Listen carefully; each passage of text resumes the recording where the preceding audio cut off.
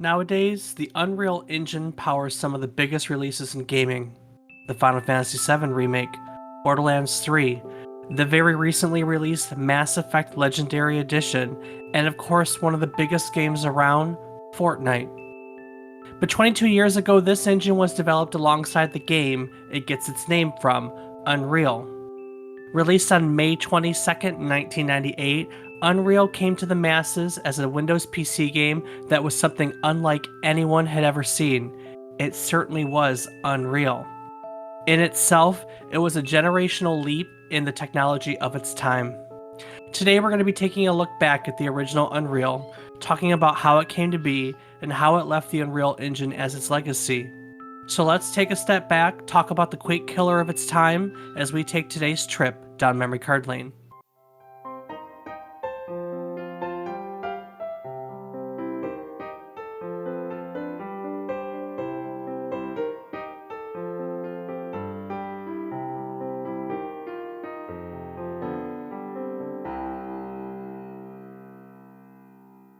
Good morning, good afternoon, and good evening. I hope these words find you well.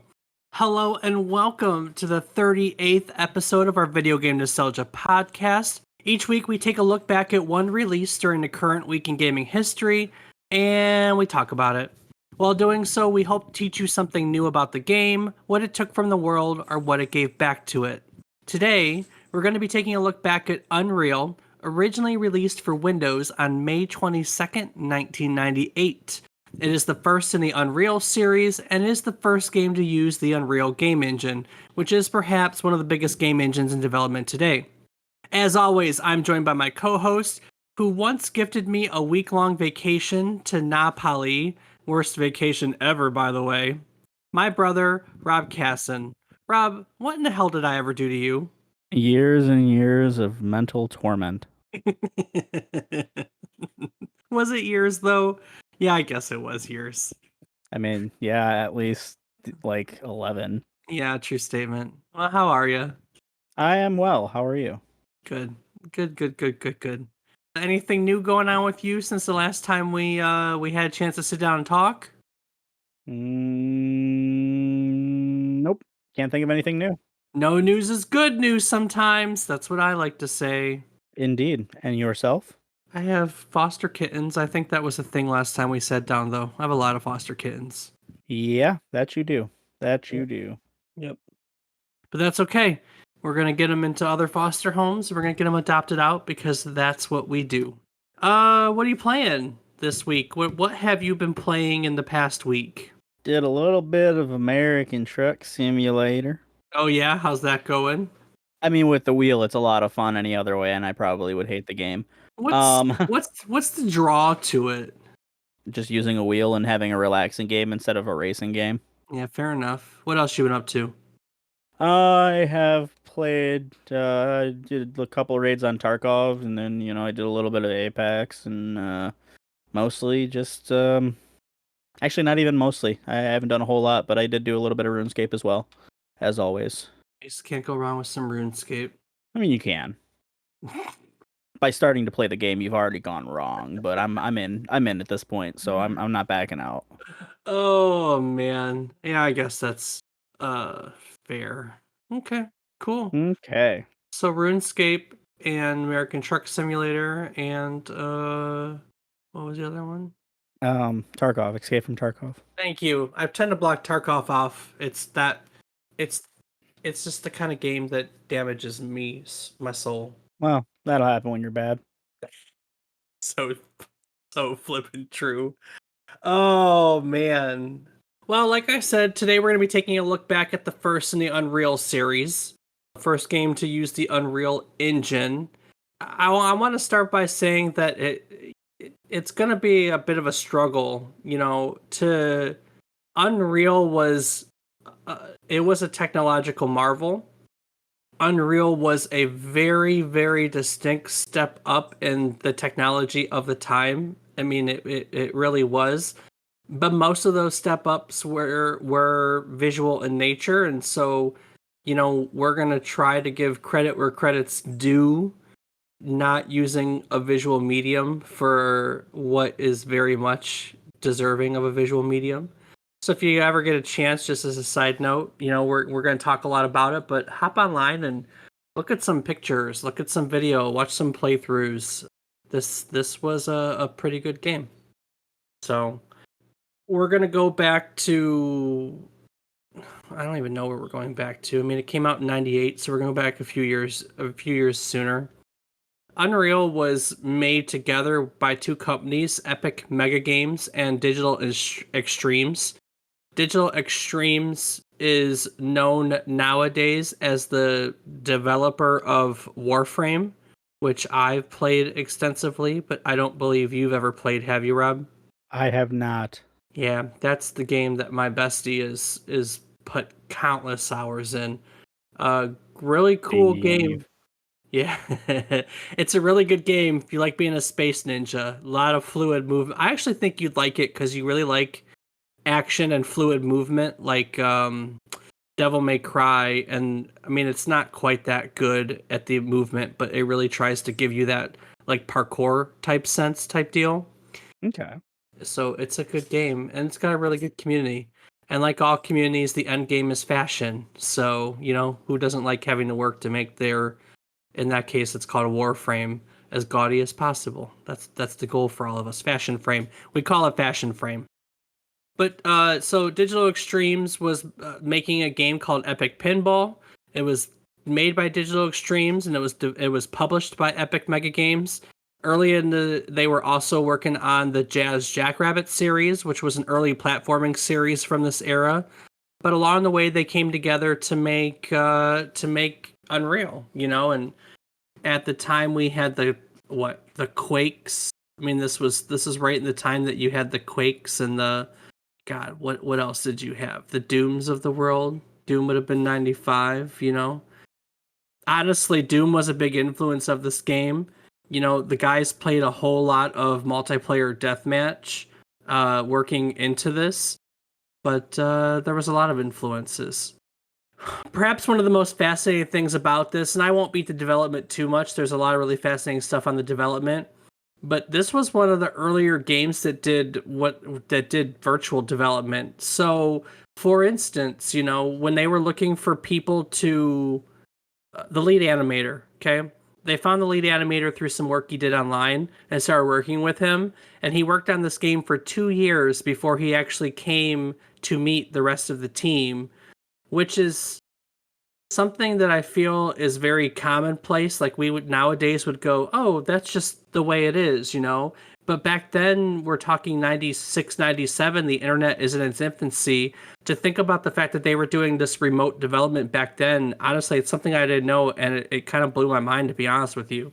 Yeah, that is pretty interesting. Yeah, I mean, 2 years, they took one of their guys, their AI guy, okay? The AI guy had made a mod for Quake. Quake was the biggest first-person shooter at the time. He had made a mod for Quake that introduced bots to its multiplayer, and they had liked it so much that they asked him if he would come and he would inevitably work on the AI in this game, and would do it remotely too. And so it was like they took these bits and pieces. We found this online, and we like this guy that worked on this game, and we like this guy that worked on this game, and they brought it all together. But really, what was special about it is at the top they had these really genius programmers. Sweeney and Cliffy B. We know Cliff Blazinski nowadays because Epic is all over the place, and Gears of War and so on and so forth. And what they wanted to do is they wanted to make tools that was going to make the design of the game to streamline the actual development process. And so as they built this game engine, they built these editors and utilities into the game that would very much make it easier and streamline the process. So it's really fascinating in that they designed the Unreal Engine alongside the Unreal game, but that wasn't their goal. Like they didn't set out to make an Unreal Engine. They just made the game, and they slowly made these tools that made it easier and better for everyone. And then they realized that this tool set would be beneficial to others and just licensed it out is kind of the deal. Now, Rob, you and I have been going back and looking at a lot of games from this era, correct? Like we looked at what have we done recently? I mean, we've done the Doom, we did the Duke Nukem. God, what was that really claustrophobic game that we played recently? The ship one. Yeah, what was the ship one? Descent. Descent, thank you. Yep, yeah, Okay, that's all it. right. So we've played all these games recently, and I think it's fair to say that even the ones, all of them, if I'm thinking back to Doom and I'm thinking back to Descent and I'm thinking back to Duke Nukem, all of them were very claustrophobic. Descent way more than any other. But let's think, like even Doom is mostly corridors, right? You get Yep. what I'm saying? Yep. So as Epic was working on, I mean, they determined right from the get-go that if they were gonna knock everyone's pants off, they had to be just a technological powerhouse, had to be a marvel. And so one of the things that they did is they wanted to make something that was very different than all the other games of the past. So no more claustrophobic corridors, no, the low textures. What they were looking at artistically is they were looking at games like Myst. You ever played the original Myst, any of the Myst series? Doesn't sound familiar. No way. Yes way. No, no, no, Yep. no, no, Yep. Yep. no, Yep. Yep. Yep. no. You You can say no have all you want, but it's not going to change the answer. you have to know what Myst is. Nope. Riven? Nope. I feel like Not by name. I feel like a complete failure right now as a older gaming brother. Well, there you go. Huh. My work here is done. Yeah. All right. So Myst was a huge puzzle game of its time, like one of the OG puzzle games, probably the best-selling puzzle series of all time. I'm not. I mean, I'm gonna get myself in trouble with that statistic, but um, yeah, man. And it was like artistic, and it had these really lush environments that were just beautiful and took you to different places. And I cannot believe you don't know what Myst is. Oh my goodness. All right. Uh so Epic Games were looking at the Myst and the Rivens of the world. They wanted to model these huge variety of areas that one would see on an alien planet. Temples and castles and large outdoor, caverns and to mines and prisons. And their thing is that they just want a variety. They wanted to get out of that really claustrophobic model, and they wanted to get there. And so one of the things they did is when they designed the game, all the other games had been using 8-bit color, which was 256 colors, but when they designed the Unreal Engine, they went to 16-bit color, which is considered real color, which let them use much more. Even when it first came out, John Carmack, the guy from id Software, is quoted as saying that, he said, "I doubt that any important game will be designed with 8-bit color in mind from now on. Unreal has done an important thing in pushing towards direct color, and this gives artists a lot more freedom." So right from the get-go, they were pushing the color. They pushed the lighting. They did light blooms, they did fog volumes, they did composite skies. So all these things that we take, I mean, honestly, with where technology is nowadays, it's hard to talk about this, all this stuff in its infancy. But like, we didn't have fog before this. We didn't have spares of light, to where like when you look at it, the light was actually coming off of it like a twinkle, or it would come out. These were the first things. It was a lot of real technological marvels. Yeah, it was just really something else. Between the technological advancements they made, between the virtual recruitment that they made, this was the time when computers were increasing in strength at the time. We were going from the 486 line to the Pentium line. The Pentiums were increasing exponentially, and we were getting dedicated graphics card finally. I think this was during the Voodoo age, which I just loved the Voodoo cards. Voodoo cards were badass. There's just so much going on, and Epic took advantage of it. We talked about Half-Life 2, did we not, Rob? We did. And one of the things that made Half-Life so special was that it was a narrative shooter. But Unreal did the same thing. I mean, when you start this game out, you're breaking out of a prison and you hear screaming ominous music and then just find like bloody bodies laying on the ground, you know? So this is around the same time that System Shock came out. It's a little bit before Half-Life. I think Half-Life was the next year or later in the year. Unreal was creating these atmospheres and doing this, you know, right from the get-go. It was just something else. This was like I said, technologically, it was just so different from everything else. It was such a step up. It was so cool. I mean, I can still remember when you boot up the game, you got what's called the Unreal Castle, which I believe every Unreal engine has had the Unreal Castle. It's just a giant castle, and the camera's flying through it, and they've always used it to show off, you know, Unreal 1. We're up to Unreal 4, about to be Unreal 5 is what they're working on. You know, the fifth engine in the bunch. And you just got the music and you got the castle, and it was just so freaking cool. And then, you know, you start out the game in a prison.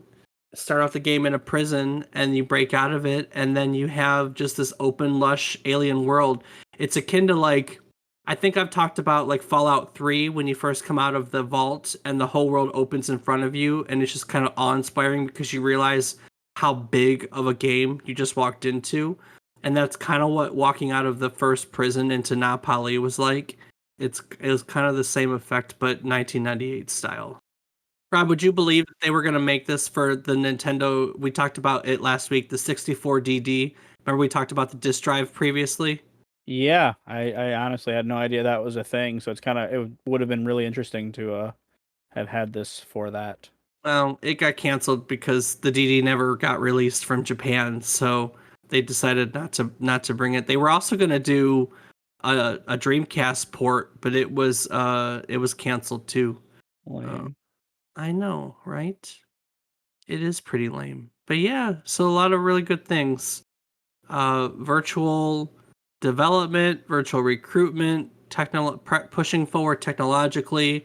I'm not going to pretend that the development was completely perfect. You know, they did eventually have to come together. They couldn't stay virtual the whole time.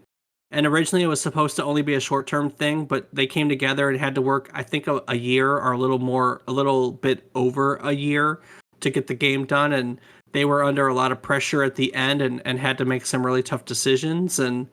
But a lot of games do. You know what I mean? That's pretty normal. That's pretty normal for games to have to do it. But the game was a success. I mean, I guess it was a success. We'll get to that. So we have this game here released in May of '98, and you know the premise is that you're a prisoner aboard a prison spacecraft, and while you're being transported to a moon-based prison, the ship gets pulled by the gravity of an uncharted planet, and it crash lands on the lip of a canyon of this planet called Napali. And it's the home of the Nali, which is basically a primitive race of four-armed humanoids. And basically you have to escape this ship. That's what I said. You start out in the prison. It's the crash ship, and you have to escape it and find your way out and off the planet. This game had a lot of really fun weapons. There were some different ones. You know, it had rail guns and it had flat cannons. Good lord, there was just all sorts of weird stuff. But yeah, it was a lot of fun. The thing with this game, in all honesty, is that the technology is most of what made it special. It was a first person shooter. It had a story, and that was really cool. You know, but the technology was really what drove it. We were in all of everything because it looked so different, and it was a new level of realism for the graphics and the music coming together and the atmosphere that the new graphics could play. It was definitely something special. But the truth of the matter is, beyond that, it was another first person shooter. You know, go here, shoot this, get this, shoot that. There wasn't it didn't exactly reinvent the wheel when it came to the game itself. Its whole draw was the technology of the time. And we're going to talk about that. We're going to talk about that. I'm definitely not the only person that feels this way. I know it's a little earlier than normal, but I promise you there's a reason for it. Rob, I want to jump right into critic reviews because I think that they're going to say it just as well, if not better, than a lot of what I can say, and we'll kind of piggyback off that. So I have a couple for you if you'd like to take it from here. Sure thing, Dave. So first Yeah. up, we have GamePro, who says that Unreal is hands down the most unique looking shooter to come along in an extremely long time. The environments are vast, varied, lush, and breathtaking. The textures are much larger and more detailed, colorful, and varied than those in Quake 2. The special effects this engine can produce are truly amazing. Water cascades and ripples, lights blend, pulsate, and shimmer realistically. There's also per pixel fogging in software and 3D acceleration that really lends itself to the atmosphere pervading most of this game. They go on to say that the 3D sound effects are also amazing. Sounds of monsters' footsteps, engine hums, water dripping, waterfalls, bird cries, and gunshots change dramatically according to your position relative to them. Why am I spouting off about Unreal's technical merits before getting into its gameplay? Because Unreal's technology is its most noteworthy element. When you get to the gameplay, Unreal is essentially the same old find your way to the next level variety, just much more of a beautiful journey. I mean, I think GamePro has it right there. It's a visual medium. This game took it to the next level. I do want to take a step back and talk about those 3D sound effects because that was newer at the time too.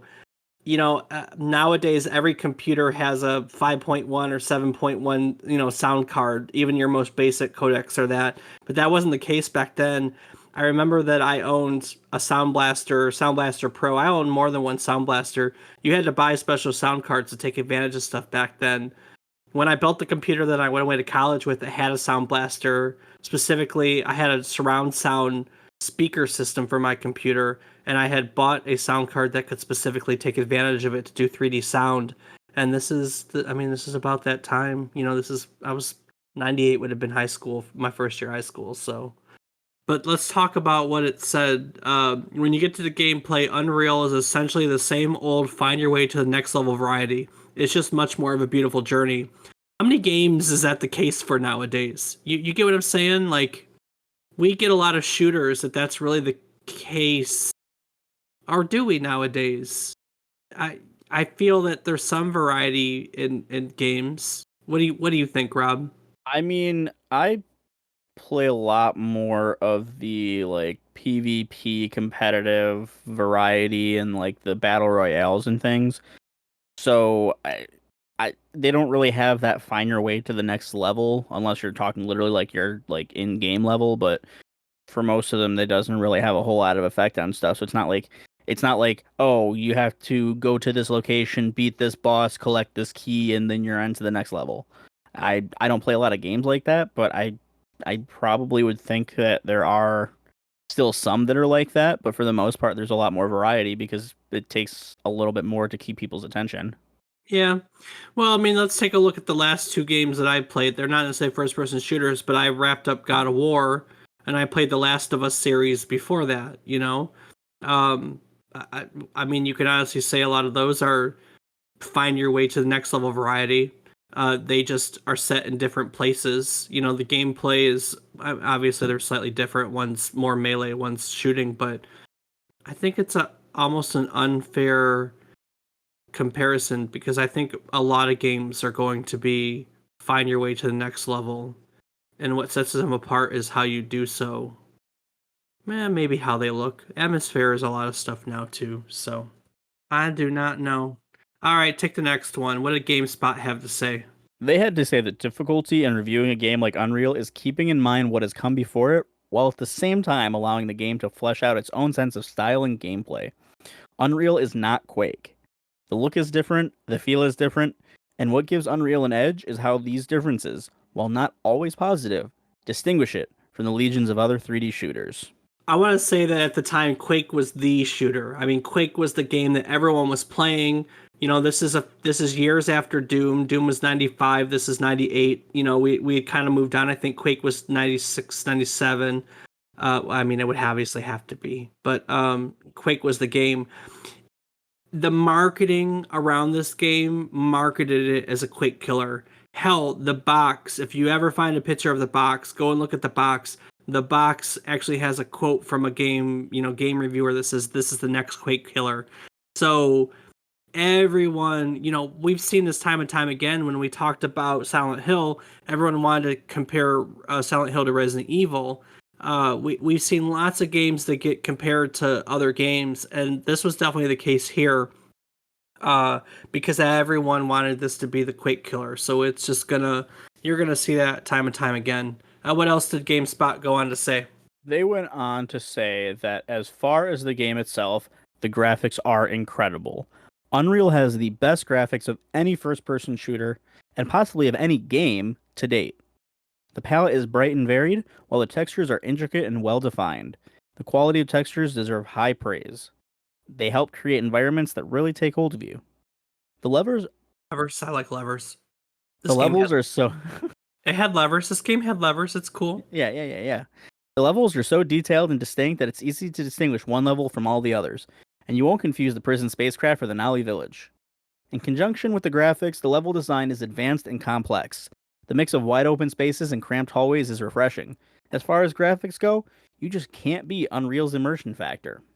They finish out by saying Unreal is a truly great single player game.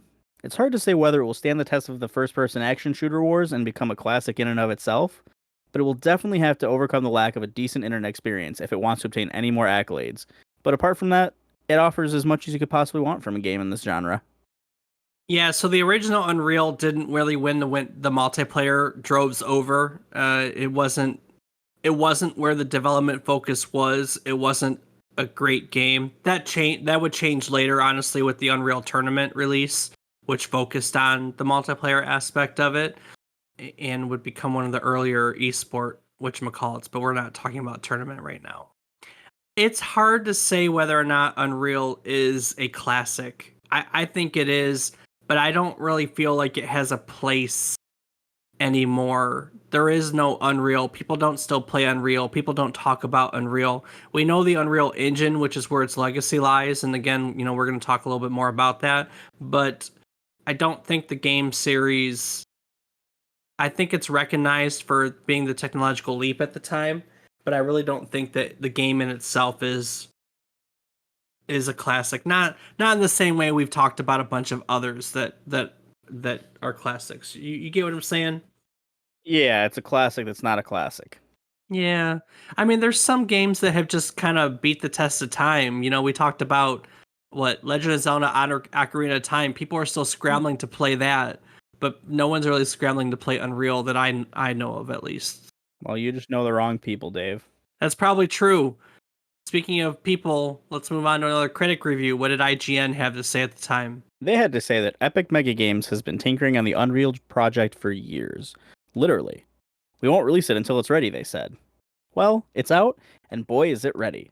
This is a quality product, folks, and even compared to id Software's stunning work on Quake 2. Sure, it took the developer long enough, but taking a long look at the game, it's not hard to see where the effort went. The one thing that's obviously clear when running the game is the amazing attention to detail the developers put into the game's engine.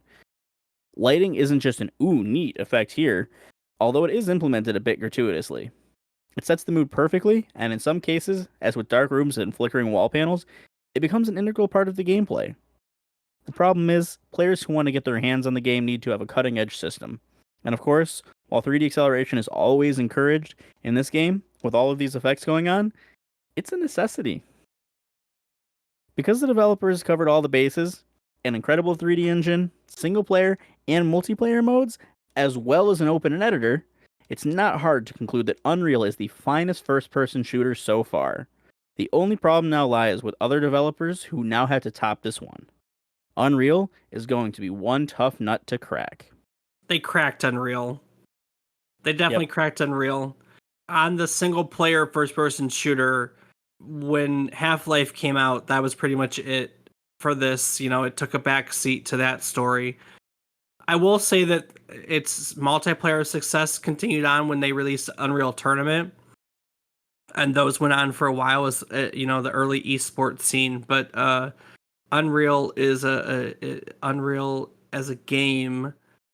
Unreal as a game, I don't think held on. Now, with that being said, let's talk about Unreal as a gaming engine because I think that that's a whole different conversation. Okay.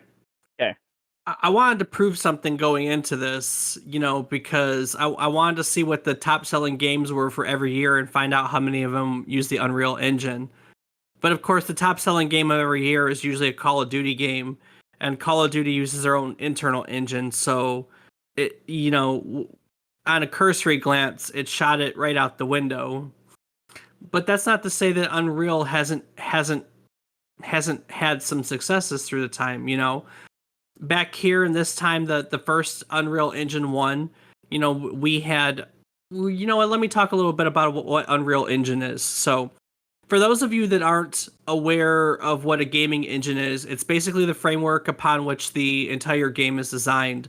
It's essentially a tool set that a good engine will be a tool set that people can use to bring everything together. So, the Unreal Engine could have 3D modelers and it could have, sound editors and physics engines and sound engines and level design, character design. It's just it's the whole framework that the game designs itself. Way back in the day, we've talked about me and my early programming. Back in the basic day, you had to write literally everything from scratch. This pixel is this color and this pixel is that color and it moves in this way. But when you got into this era and you got the advanced engine, you basically had, this was early on in what we call the WYSIWYG era. What you see is what you get. We used to get really early web editors, but this takes the same, the Unreal engines, by the time they became a consumer thing, were the same thing, to where you basically have a modeler where you could click a square on the side of the screen and a square would pop into the game in front of you. And essentially you could design a game in such a way that was very intuitive. And originally when you would have to say, okay, well, if I'm going to do a cube, I'm going to program it so there's a line from, X1, Y1 to X2, Y2, another line from Y2 to Y3. And that's just, I'm just, spitballing things to make it as simple as possible. So you had the square, you'd make a plane by putting four lines together. Then you'd have to tell it, okay, the plane in which all four of these lines made would be gray. And then you'd put all the planes together. And then you'd have to say, okay, well, I want there to be physics. So you'd have to actually program physics as the code itself. Okay, well, X equals Y squared, whatever the physics stuff is. You'd have to bring all these pieces together separately. And basically you could just throw a cube in a screen with a gaming engine and it would do all the behind the scenes stuff. It really helped to streamline game development. In fact, Unreal is one of the big ones today that I myself have had the pleasure of using. Your two big ones are Unreal and Unity. Now, I will admit, from my standpoint, I'm more of a Unity guy. Unity and Unreal code differently. Unreal codes with an old, not old, it's still really used, C++. That's the programming code for Unreal if you do decide to do manual coding, where Unity uses C Sharp, and I just feel that my comfort zone is with C Sharp. So I've always appealed to Unity. But that doesn't mean that I've never used Unreal. And Unreal is, I feel that Unreal is more of a triple A game engine than Unity is. Unity was kind of developed with indie games and mobile games in mind. And while there's a lot of triple A games that can use Unity nowadays, I think Unreal is still the one that just wows people with the graphics and the technology and everything coming together. That was probably way more on gaming engines than you ever wanted to know. Now that I'm thinking about how long I've been rambling on about them. So I mean, I actually think it's kind of interesting. I mean, I have attempted to use Unreal once. yeah, Yeah. what's on, like, when in the Unreal? Like, was it recently, or are we talking Yeah, it like? was recently since it was released on the Epic Store. Yeah, well, Unreal and Unity are now they're free engines. You can download them, and basically they use a revenue sharing method to where if you make like less than $100,000 a yearly revenue on a game published with it. They take a small percentage and no licensing. Don't hold me to it. I don't really remember, but because I've never finished a project. I've started so many development projects myself just because I like doing it to brush up on my coding and modeling skills, but I've never actually finished a project. I'm the wrong person to be talking about publishing video games. Yeah, me as well. And it's real. I mean, they're so you can find prefabs that bring everything in there. I think Unreal has like a bolt now for multiplayer. I mean, it's just a really easy way to it's just a really easy way. And I think they both have really good communities, but I think Unreal is definitely the higher end of the two engines. That also makes it more complicated for me, but like I said, I'm probably a little bit biased. I really like using Unity. But I'm not gonna lie. I think Unreal makes really pretty games comparatively. So we have an engine, and like I said, because the Call of Duties are the top game, I don't think that they're everything. But if we're gonna talk about Unreal being a tough nut to crack, let's talk about some games that use the Unreal Engine. So we'll take this into modern day. This is going to be the legacy part. This is what Unreal gave to the world. See what we did there, Rob? No. Okay. Well. So back in the beginning, Unreal 1 was definitely Unreal. Unreal Tournament. The originals were designed on the first engine, as was the first of the Deus Ex games, which is kind of cool. We got Unreal Engine 2, and each one of these has kind of been a step up technologically. And Unreal Engine 2, some highlights of that were America's Army, the BioShock 1 and 2, the almost all the early Splinter Cell games. I mean, 4 or 5 or 6 of them were done on the second Unreal Engine. And of course, Unreal Tournament, which was really Unreal Tournament 2003, Unreal Tournament 2004, which I think was like when Unreal Tournament was really in its prime for esports. A couple years later, we'd get Unreal Engine 3, where, Rob, we were talking about Army of Two recently. That was made on the third Unreal Engine. The Batman Arkham series, the Borderlands 1, 2, and the prequel, all the Handsome Jack Borderlands were made on the Unreal Engine 3. We did an episode on DMC Devil May Cry, the emo Devil May Cry, right? Yeah, you love that game, don't you? Yeah, so much. Oh, Yeah. so great. That was an Unreal Engine 3 game. The first 3 Gears, probably one of the best known gaming series that Epic is known for right now. The Gears series, Unreal Engine 3 did the first trilogy. The Mass Effect series is made on the third Unreal Engine, which, by the way, we just got the Mass Effect Legendary Edition, did we not? Yes. Yes, we did. I'm really kind of curious about that one because my understanding is one of the most positive changes they did to the game is they took the fighting style, the control scheme of the latter games, and they made the first game in it. So the first Mass Effect isn't so clunky in the Legendary Edition, which I think is super exciting. I think the actual most exciting part is that it doesn't include Andromeda. I still haven't played Andromeda.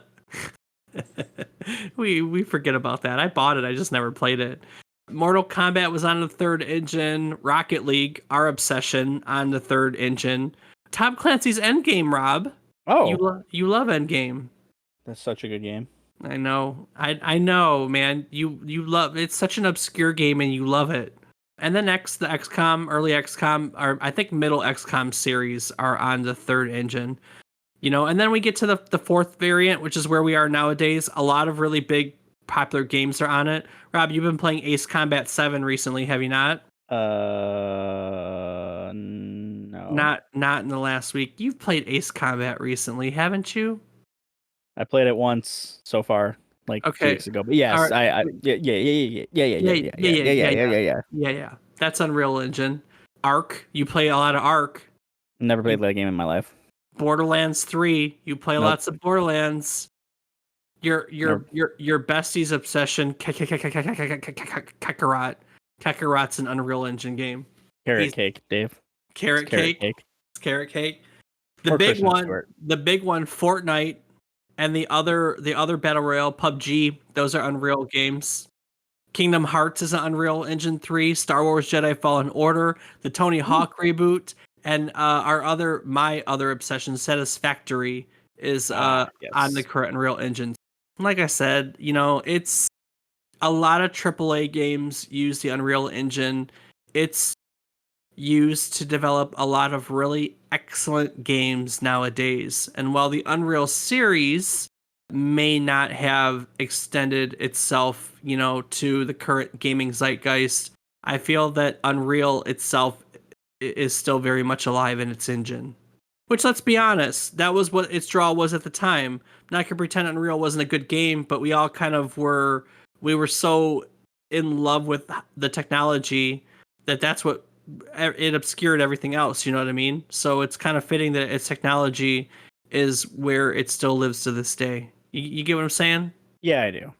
What did other people have to say? We've kind of talked about critic reviews and we've looked at the Unreal Engine, but did the gamers love this game at the time? Well, let's ask them. Yeah, let's. So we start out with user Ian McLean on Moby Games, who says that having been in development for a very long time, Unreal was touted as being a Quake killer. Then it slipped past 1997 and Quake 2 had come out. Then it was hyped as the Quake 2 killer. Then Unreal finally did come out, and there was much rejoicing. Then Half-Life came out, and then Quake 3 and Unreal Tournament came out, and Unreal started its journey to becoming what is known as now a series of game engines, rather than an actual game.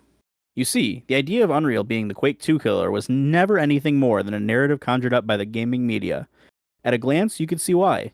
They both had colored lighting and a gun on the screen, and you run around and shoot stuff. Sure The do. gaming magazines went on about the interesting and unusual guns and the enemy AI, and the graphics too, of course. Did you know that the guy that made ReaperBot for Quake worked on Unreal's AI? Did you, Dave? Did you? Yes, I did. Oh, okay. Cool. There was Deathmatch too, with bots. Gee whiz, how cool. Well, honestly, I'm not being too sarcastic there. You're being a little sarcastic there. I mean, that's my inflection. It could totally be non-sarcastic. All right, But I'm move a sarcastic dude. on. All the stuff is genuinely very good and competent for the time, best in class in some aspects.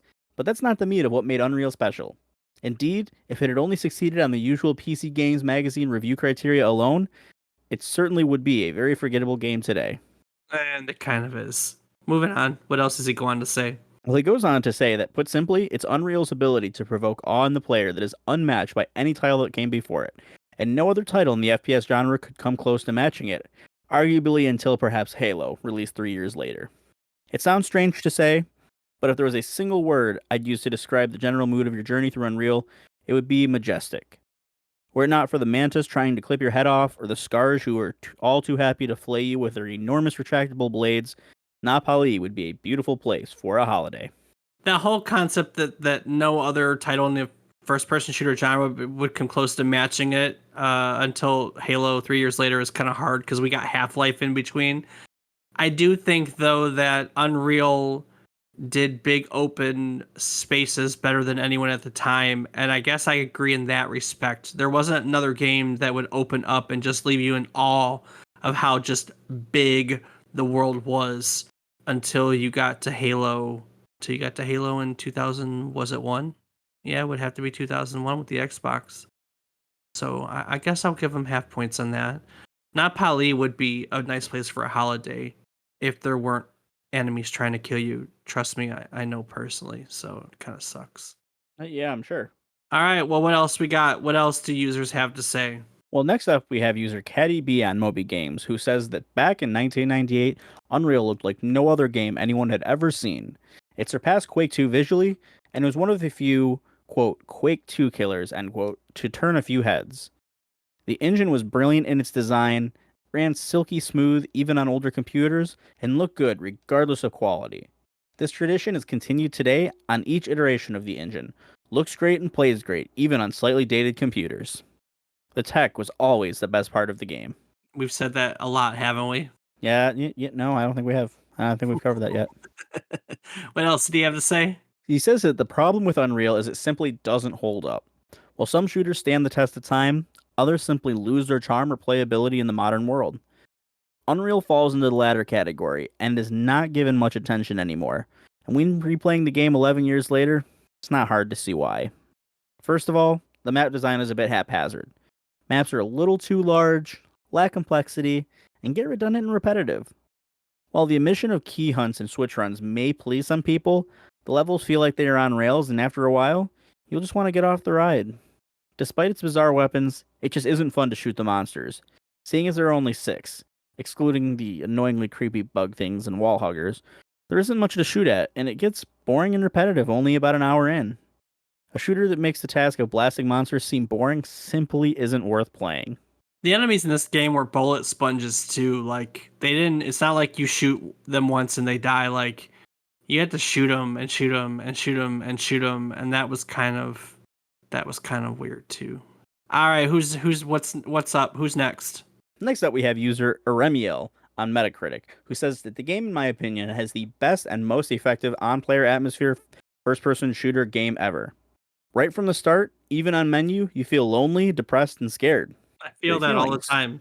I know. I was gonna say that's just a state of being. What do you I mean? know. I don't need a game to help me with that. That's normal. Uh, graphics are great, and all textures colored gray, black, and sometimes dark green and blue that help to create a lot of strange and mysterious atmosphere.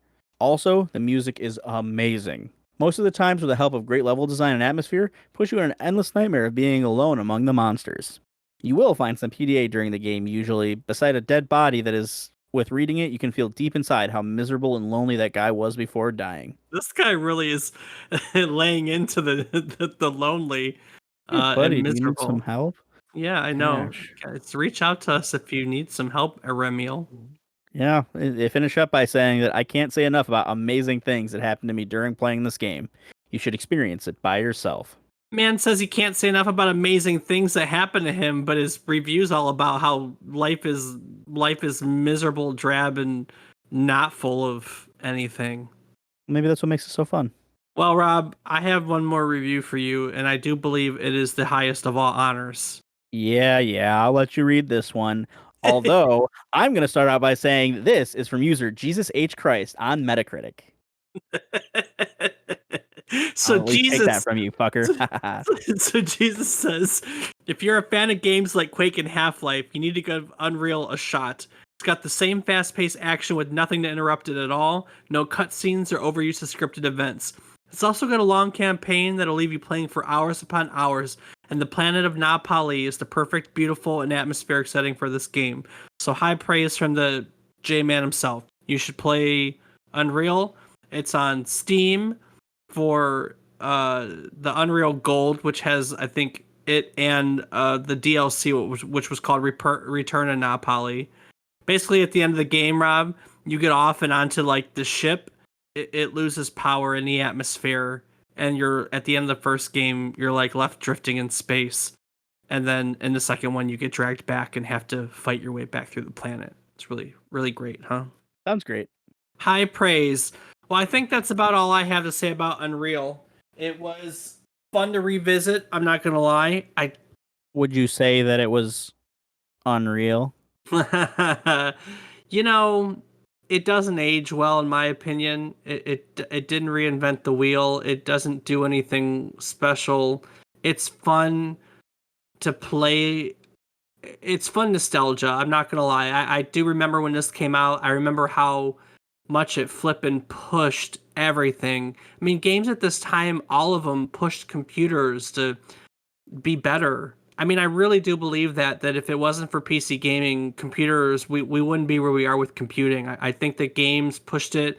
Games pushed GPUs, game pushed sound cards, game pushed the computers to just get better with their processing. And it's games like this that were just technological marvels that helped push us further and further to where we are today. So I'm thankful for games like this, but they don't really do anything other than that, in my opinion. And so it's hard because I do think you should play this. I think you should play this the same way that you should watch like, older movies, to have a sense of where we came from and where we get things from. Because this game gave a lot to, and I don't just mean the Unreal Gaming Engine. This game gave a lot to games after it. We have it and its atmosphere and its sound design and its level design to thank, because there may not have been the Halos of the world if there wasn't the Unreal in itself. You know what I mean? And so I do think that you should take the time, spend the $9.99 on Steam and play through a game like this. You might learn a thing or two, and that's always worthwhile in my opinion. And that, Yeah. I think, is about all I have to say about Unreal. What would you like to add about the game itself? It's an Unreal game. That's it. That's all. That's all I got. Cool. Cool story, bro. Yep. That's it. That's all I got. Hope you liked it. Well, what let me ask you this. So real quick and easy question, because we've been talking about how this game created atmosphere, was really good for atmosphere. Let's talk about that for a moment. What's your favorite game for its atmosphere? Doesn't have to be for its gameplay or anything else. When we're just talking, what do you like the atmosphere, or I'll even give you aesthetic. But what's your favorite game atmospherically? I'd say something like Elite Dangerous, but there's no atmosphere in space. Oh, crap. Was that a good joke? Oh, that one hurts. It's so good, but it hurts so bad at the same time. Oh. So you just like the aesthetic of space. You like the atmosphere of big wide being a little something in a big pond, basically. I mean, I enjoy simulation games. Running for them, I enjoy mostly flight simulators and space simulators a lot. The open air and space, just that freedom, so to speak, is just so much more open than what we have, and it'd just be cool to be among the sky or this be out among the stars. I like cyberpunk games. There's just something about the atmosphere and the aesthetic of cyberpunk that's really cool. Though space is a close second to me. You ever play through the Dead Space games? I actually have not. You owe it to yourself to play through them. They're really great for dark, brooding space horror atmosphere. They are really good games. I've played all of them. So, Yeah, those space horrors. space horrors. Yeah, love the space horrors. But yeah. All right. Well, I found a gaming question of the week. If you would like to submit another gaming question of the week and have us answer it on air, you can do so at our website. That's www.memorycardlane.com. Also, at our website, you will find archives to previous episodes. You will find a calendar of upcoming episodes so you can find out, you know, submit a gaming question related to our episode. Or even better, submit your own review or opinion on one of our upcoming games, because we would love to present it on air and give our opinion on it. You can also find our biographies, and you can find ways to interact and support us. Among the ways to interact with us, you can find our link to our public Discord. We record on our Discord, and we have silent listeners while we do it. We also play games. We get together as a community and we play games, and Discord is where we use what we use to communicate with one another. You can also find ways to support us, including our Patreon. For only $2 a month, you can support our fledgling little podcast and help us keep the lights on. That's right. There's a single room in my house with one light bulb, and as long as that light bulb is on, we have a podcast. So please, do not let the light bulb go out. Rob, what else can they find on our website? Also on our website, you can find a little blurb about Dave and maybe someday a little blurb about me. And right underneath those wonderful pictures and blurbs is a link to our social media. Dave, what are you doing on social media? You can find me on Twitter. I'm David is wrong. David _is_ wrong. And I celebrate video game birthdays, and that's honestly about what I do. I celebrate video game birthdays. So how about you, Rob? What are you doing on social media these days? Well, one of these days when I get a hardwire internet connection, I'm going to get back to streaming on twitch.tv/FATBOIRIPZ. That's Fat Boy Rips if you weren't following along at home. Yeah, but with an Yeah. I and a Z. With an Because I and I'm a Z. edgy. Because you're I was gonna say the same thing. All right, well, I think that'll about do it for our episode today. And Rob, because every week we try to teach someone something new about the game, the world, what it took from the world or what it gave back to the world, I've decided that we're going to start asking ourselves, what did we learn with today's episode? I will start out by saying I had no clue that Digital Extremes, the developer of Warframe, which is a game I play an absolute ton of, I had no clue that they were instrumental in the creation of the Unreal Engine. Zero clue whatsoever that they were involved in it. So that's my takeaway from today's episode. What is your takeaway? Mm. So many different things that I could pick, Dave. Yeah, There were just so many. you have to actually listen to it to pick something though. I mean,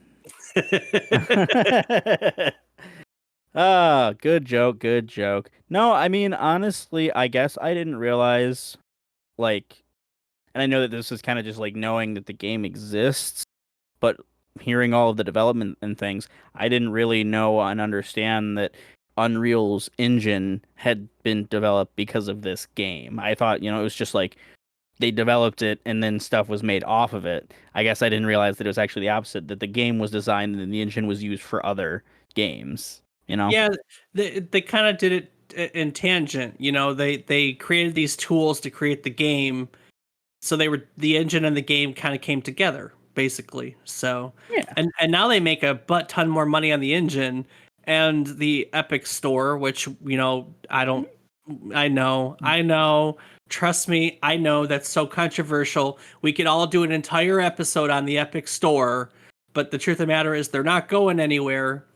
Um, Heck, I was reading because we recently talked about the fact that I bought an Oculus and I've been playing in 3D lately, which is about the only gaming I've done recently lately. With what little time I've had, I've been playing various 3D titles. But they do special perks for Unreal developers. Like Facebook has like bounties for Unreal developed games on the Oculus Store, which is kind of cool. So, but yeah, Yeah. there we go. You learned about the Unreal Engine being made, and I learned that Digital Extremes has pedigree that I was absolutely unaware of, and that's really fascinating to me. So, and I pass that on to my Warframe friends. They didn't know either. None of us knew that Digital Extremes was basically the co-creator of the Unreal Engine. So, excuse me. So that is your trivia fact for the day. You're welcome. Heck yeah, trivia. Cool. Well, Rob, that'll about do it for today's episode. Before I take it out of here, what do you want to add? Aha, I bet you guys thought we weren't going to do it this week, but that's the trick. We changed it up on you. Mm-hmm. As always, we just want to take a minute to say thank you to all of our listeners, even those who sit creepily in the room playing American Truck Simulator while we record. We appreciate you. And don't be a creep. Come say hello. Let us know you're here. Join the Discord. Hit us up. Be like, yo, here's some thoughts. And we'll be like, hey, that's pretty cool.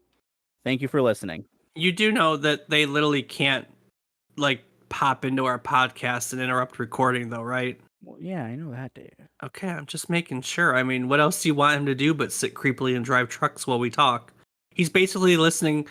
They're listening to our podcast in real time, just like if they were listening to our podcast after we publish it. So what's the difference? In fact, Well, they get the raw. I still have to edit this hot mess of a podcast and then publish it. So they don't get my polish. They just get the raw. They get it raw. We raw dog it in their ears. I guess you could say it like that if you want to be weird. Come on, I like being weird. All right, and Oh, on to next week, Dave. yep. All right, guys. So next week, Overwatch turns 5 years old. I Yay. needed to have some birthday streaming. You know the sound I'm looking for. Nope. We are gathering friends and throwing a party, aren't we? We're going to try. That's it. That's it. We're going to throw a party. Come join us for Overwatch. Come join us as we take a look at what's perhaps the most popular hero shooter on the market today as we take next week's trip down memory card lane. Do the thing. Do do do wop bop bop bop boo ah, yeah.